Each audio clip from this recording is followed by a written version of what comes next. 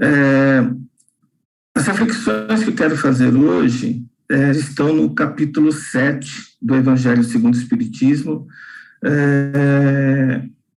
que tem como tema: Bem-aventurados os pobres de espírito, porque deles é o reino dos céus. E eu vou falar com mais detalhes sobre os itens de 7 a 10. Então, eu vou começar fazendo uma breve leitura para dar prosseguimento às reflexões.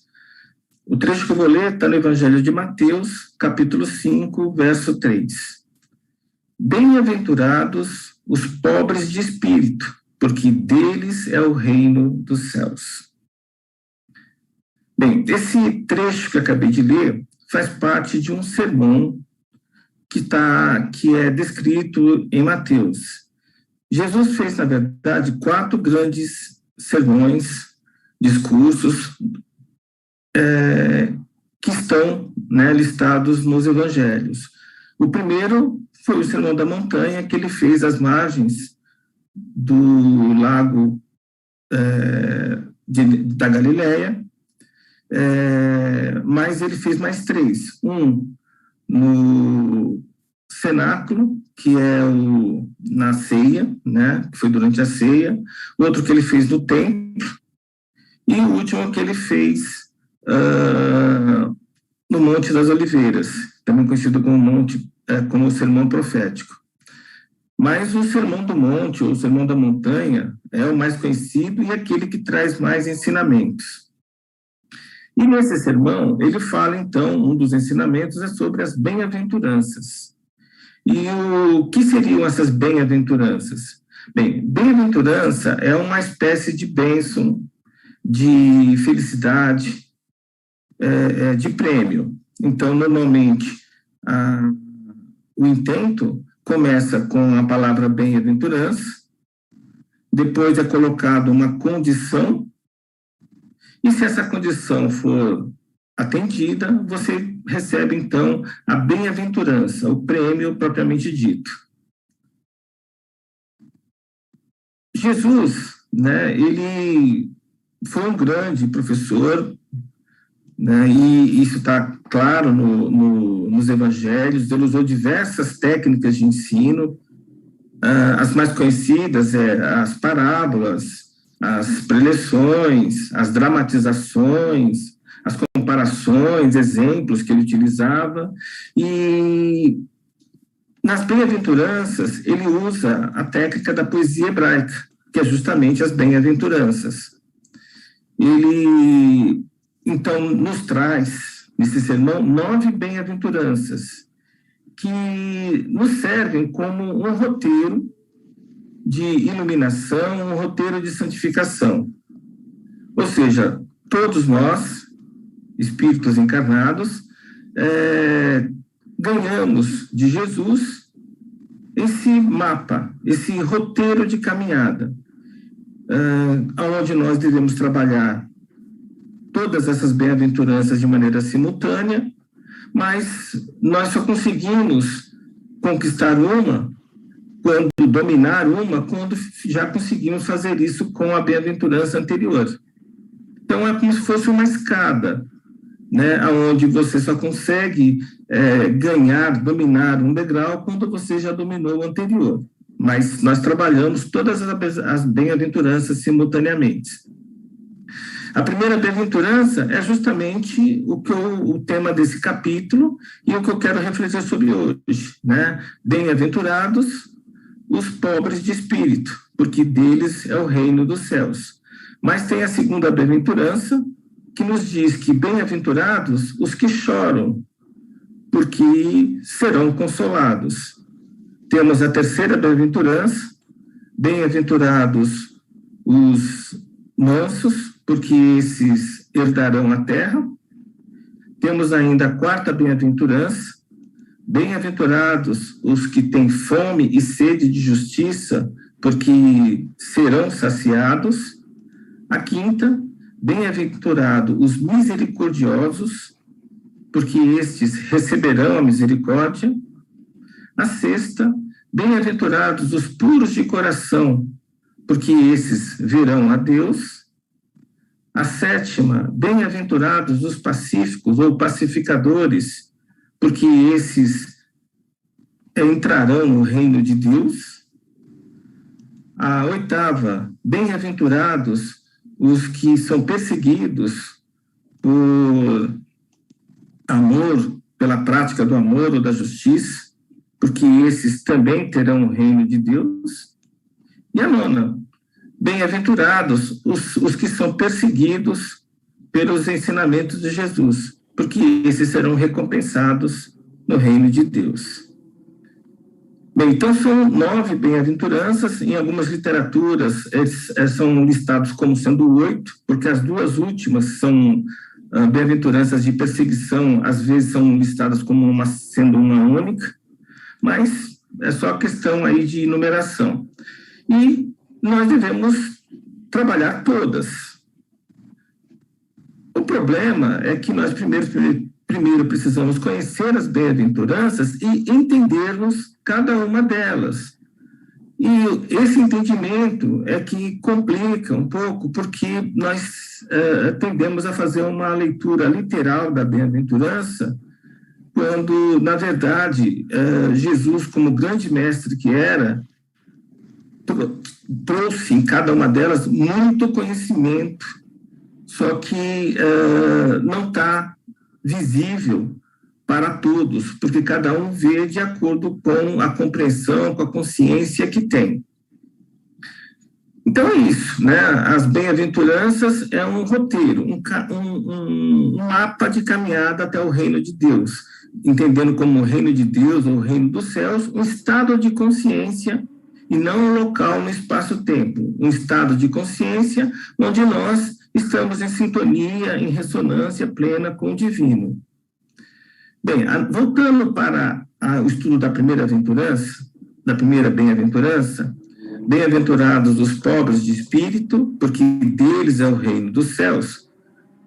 Bem-aventurados, como eu já coloquei, abençoados, felizes. Então, felizes, bem-aventurados, os pobres de espírito. Então, a condição para ser feliz, para ser abençoado, para ser bem-aventurado, é ser pobre de espírito.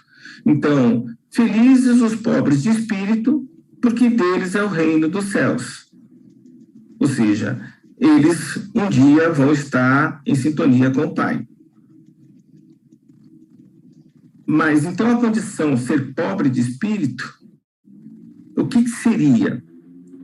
Bem, normalmente é colocado como pobre de espírito a pessoa que é humilde. Perfeito.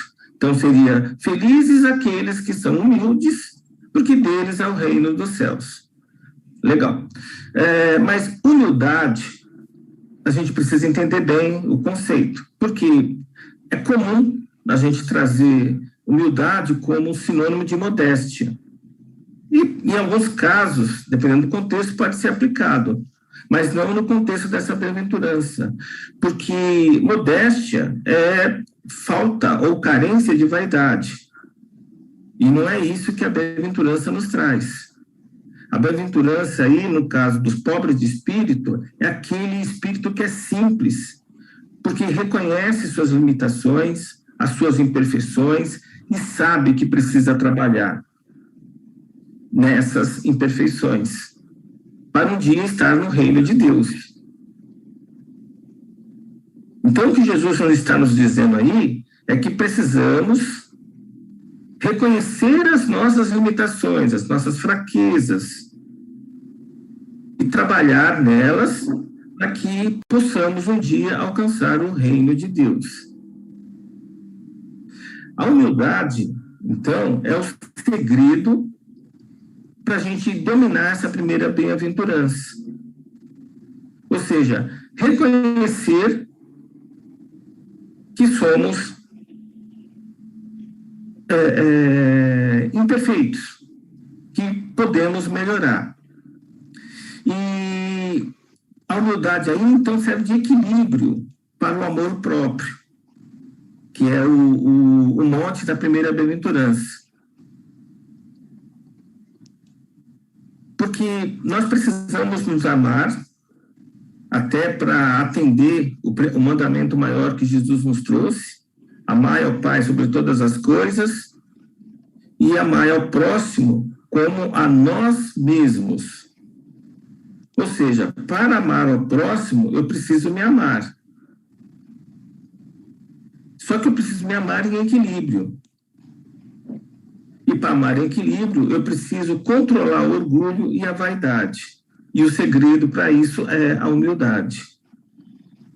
Porque, normalmente, a gente tem a tendência de ver orgulho como um defeito, a vaidade como um defeito, e não são. Orgulho e vaidade são amor próprio, desde que em equilíbrio. Porque quando nos amamos demais, esse orgulho é ruim.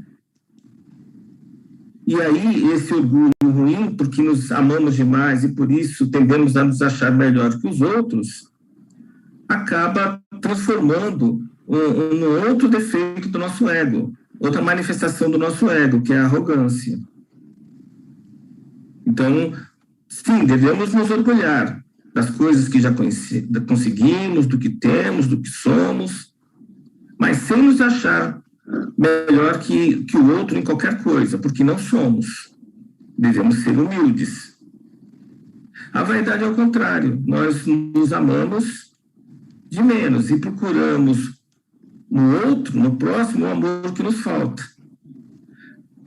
Quando essa vaidade, então, está exacerbada, está fora do equilíbrio, isso também nos prejudica, porque uma das consequências da falta de amor próprio é nós sermos precavidos, nós ficarmos muito prudentes, em demasia, cautelosos demais. Por quê? Com medo de ser julgado, de ser mal visto.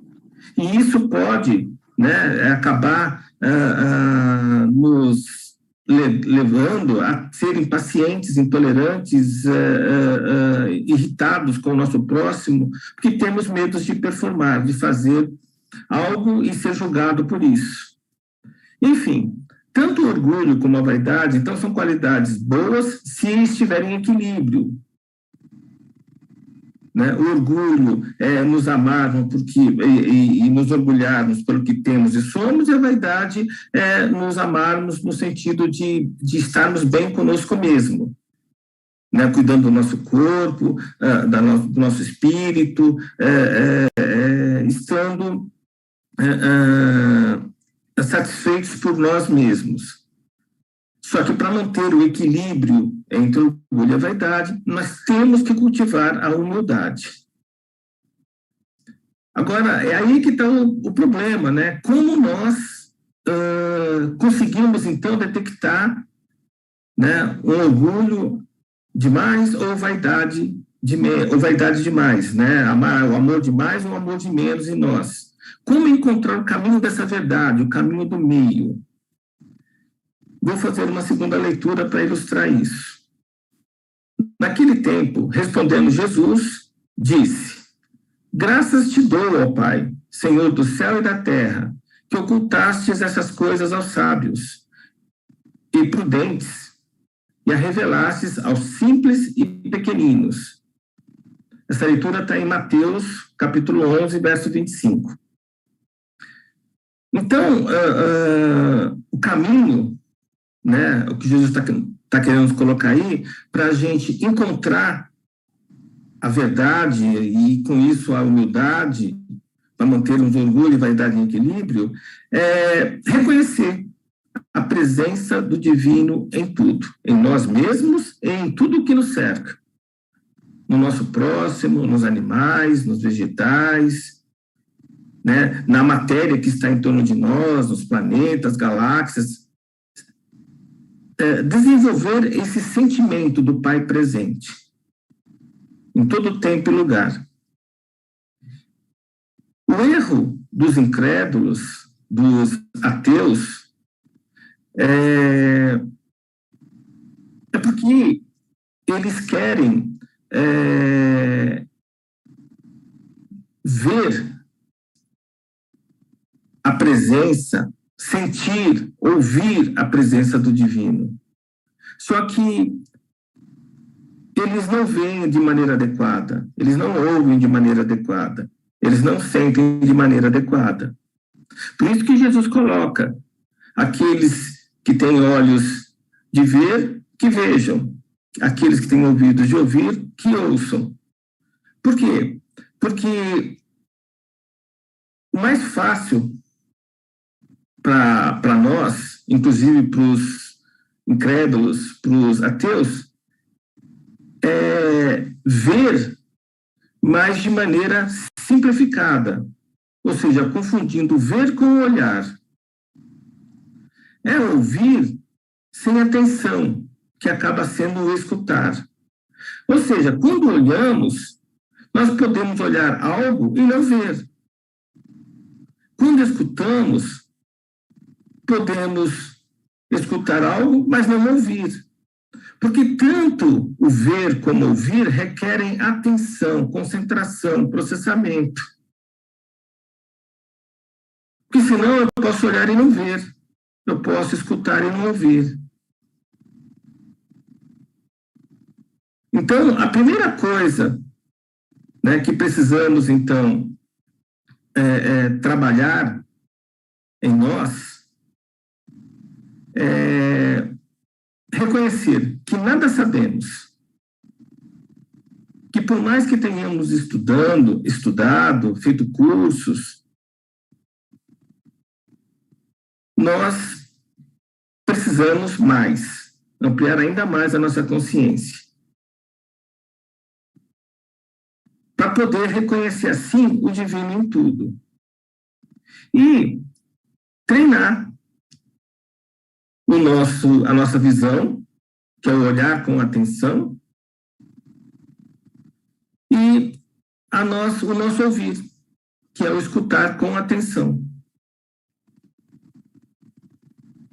E aí, depois, processar com a nossa mente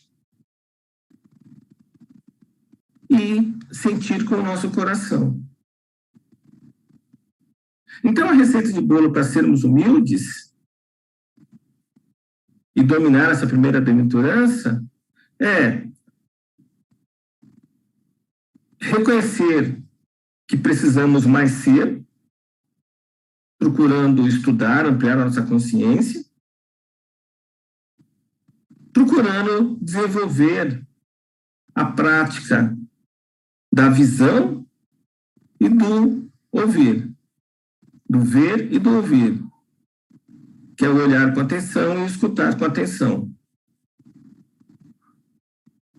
Processando com a mente e sentindo com o coração. Bem, mas de forma prática, como que eu posso trabalhar isso? Então, eu vou fazer mais uma leitura. Naquela mesma hora, chegaram os discípulos ao pé de Jesus, dizendo: quem é o maior no reino dos céus? E Jesus, chamando o menino, o pôs no meio deles e disse: em verdade vos digo, que se não vos converterdes e não vos fizerdes como meninos, de modo algum entrareis no reino dos céus.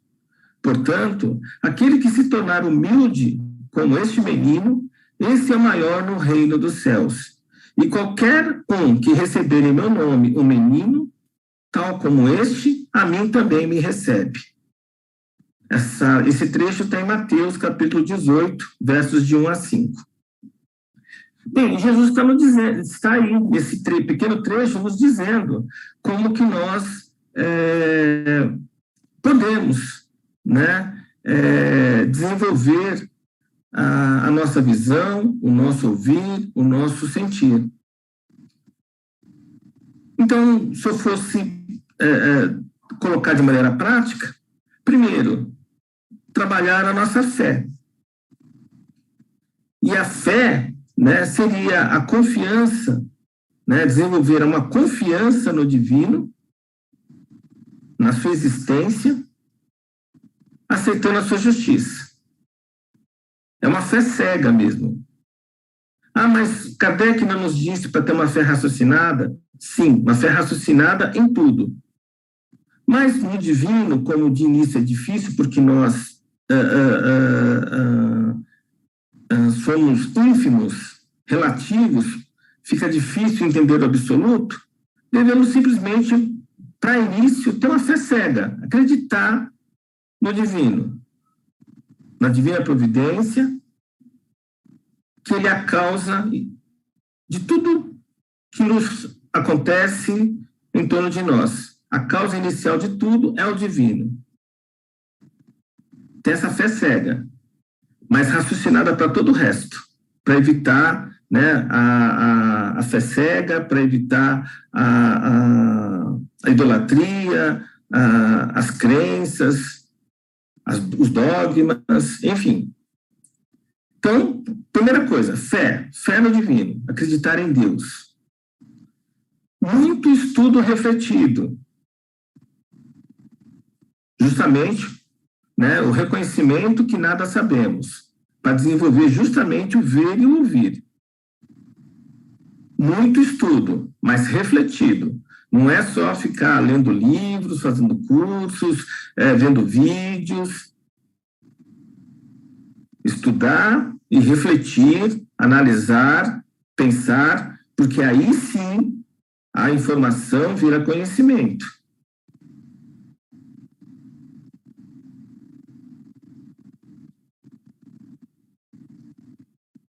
Conhecimento é acúmulo de informação, mas acúmulo de informação refletida, senão é só acúmulo de informação. Um conhecimento, então, preciso adquirir informação, mas refletir sobre ela. Ou seja, eu treino meu ver e ouvir. A prática do amor, para desenvolver justamente a percepção do divino, o meu sentimento.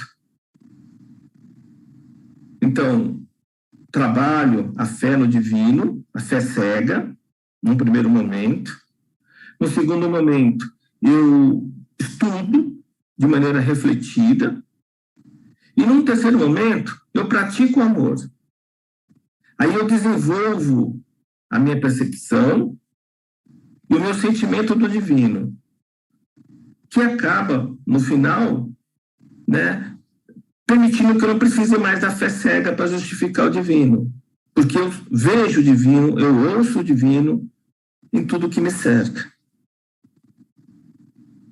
Porque com o estudo refletido e a prática do amor, me permitem transformar aquela fé cega inicial numa fé sentida, onde eu percebo a presença do divino o tempo todo. Mas para tudo isso, eu preciso trabalhar a minha humildade. Porque senão, eu não consigo ter o primeiro passo, que é a fé. Eu preciso reconhecer que eu sou limitado, que eu tenho imperfeições, e que, com isso, eu preciso, então, acreditar no Pai, e por ser limitado, eu preciso estudar de maneira refletida para desenvolver o meu ato de ver e ouvir, e praticar o amor, para desenvolver a minha percepção, os meus sentimentos, e assim perceber o divino em tudo.